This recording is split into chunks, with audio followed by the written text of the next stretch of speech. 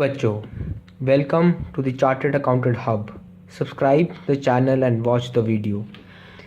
आज हम पढ़ेंगे the Indian contract act 1872। The Indian contract act. सबसे पहले इसको पढ़ने से पहले हम पढ़ेंगे what is law. A law is a rule framed by the government to control behavior or conduct of person। चलो, ये 4 लाइंस हैं जिसको लर्न करने से आपको लॉ का मीनिंग समझ आ जाएगा। A law is a rule framed by the government to control the behaviour और कंडक्ट ऑफ पर्सन। ऐसी कोई चीज़ जो किसी इंसान के व्यवहार को नियंत्रित करें उसको हम लॉ कहते हैं।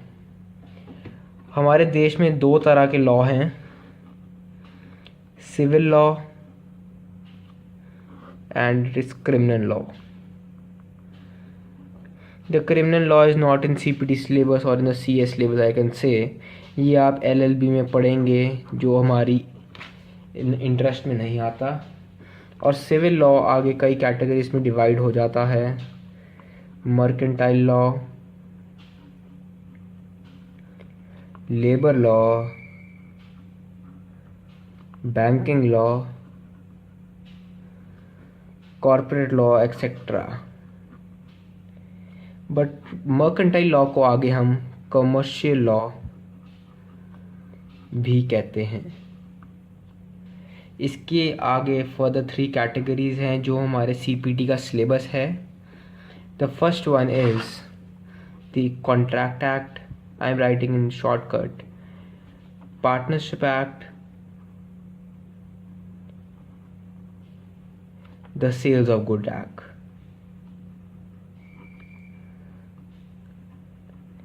इनके आगे जो ईयर्स लिखे होते हैं, contract act 1872, partnership act 1932 and the good sale of good act 1930। ये एक्चुअली वो ईयर्स हैं जब ये लॉ इन्फोर्स हुए थे। तो लॉ को आगे फर्दर स्टडी करने से पहले हम सीखते हैं what are the sources of law. सबसे ऊपर आता है English law, then is the law framed by our Indian law, then it is judgment by courts, the next is trade and experience. The English law are the laws which are taken directly from the English government. The Indian laws are the laws framed by India by the parliament or an act by a parliament. The judgment of courts, these include judgment of high courts and supreme courts only. It does not include judgment of district courts, mind it. The last is the trade and experiences of the government. For example, demonetization. It was a collective experience of the government that demonetization should take place. So it is the last for the trade and experience. So let me tell you about how to pronounce a section and how the naming of the section is given. For example, if the act is section 1, remember the first one is known as section, the second thing is subsection, the G is clause and it is subclause. So it is pronounced as section 2, subsection 1, clause G, subclause H. So it is how to pronounce a section. So if we move further, what is an Indian contract act? Let us see what enforceable by law is. In commercial or business law, the government presumes that the enforceable by law right is reserved, in which it can say that if A and B want to sell some car or some commodity to be in consideration of something, if the defaulter party do something which is not desirable, he can file a case against him. So, in commercial and business law, enforceable by law is presumed, but in case of civil law, in case of social law, the enforceable by law clause is not presumed. Like if husband says to wife, bring me a glass of water. If the wife doesn't do so, the husband cannot file a case against her. So it is of a social cause. So let me again revise what an Indian contract is. A contract is anything which is an agreement plus enforceable by law. An agreement is a set of two or more promises, whereas enforceable by law means a clause which if some party denies to do that, it would be file a suit against it. So let us now go ahead with essentials of valid contract. First of all, it has to be an agreement. Second, enforceable by law. The third, possibility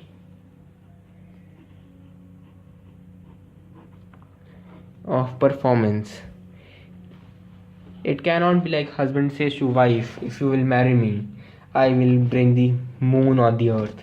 It is an impossible event. So in that case, it won't be a valid contract.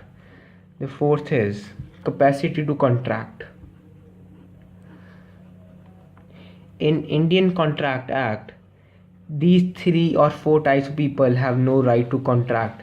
The first is a minor, person with unsound mind, or person disqualified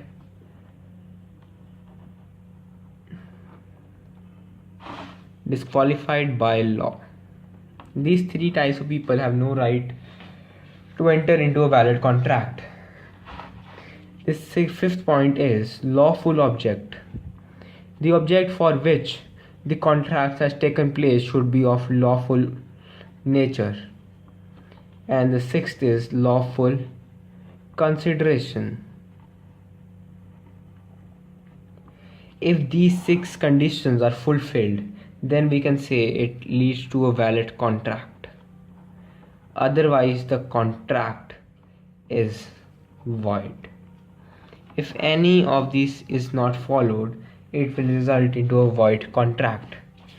So now let me tell you how we name the case. Like you might see that Ram versus Mohan. So how it is, the first party versus second party. In the example, the first party was Ram versus Mohan. The first party, or I can say the Ram, is known as the plaintiff, and the second party, or the Mohan, is known as respondent or defendant.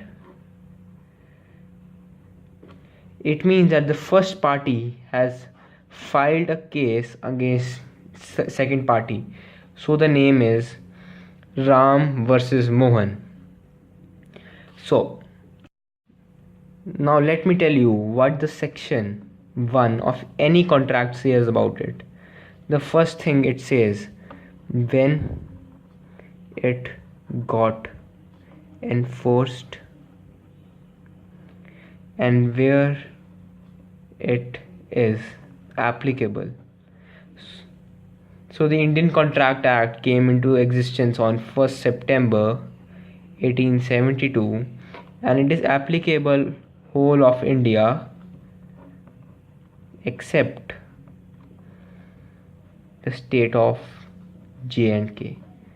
Remember that J&K has been given the designation of a special state in which the laws which are passed by the JNK legislation can only be enforced there. The Indian Contract Act 1872 is not acceptable there. So now let me tell you the framing of act.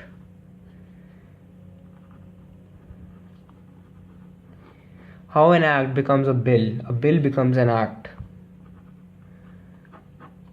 The first is the committee of experts. These are the retired judges of High Court and Supreme Court. The second are drafting of bill, drafting. The third is approval of cabinet. The approval of cabinet means the head of the cabinet is the president. He is the prime minister. The prime minister, Minister Narendra Modi. So cabinet means the major ministries head, like the finance minister, defense minister. And the fourth is approval by Lok Sabha. Then is the approval by Rajya Sabha. And then by the signatures of President of India. A bill is converted into a act. This is the journey of how a bill is converted into an act. So there are many clauses, like if the Lok Sabha denies it, what has to be done? If the Rajya Sabha denies it, what has to be done? Or the president denies it, what has to be done? Remember that if the president denies it for the first time, it is taken back to the retired judges, and if any improvement have to be made, they have to be done. And the second one is, the second time the president has to sign it. He has no other rule. The legislation of India does not give so much right to the president to deny a bill which has come second time after approval of Rajya Sabha and Lok Sabha. This is the main spirit of democracy, I can say. So this was the first part of the Indian Contract Act.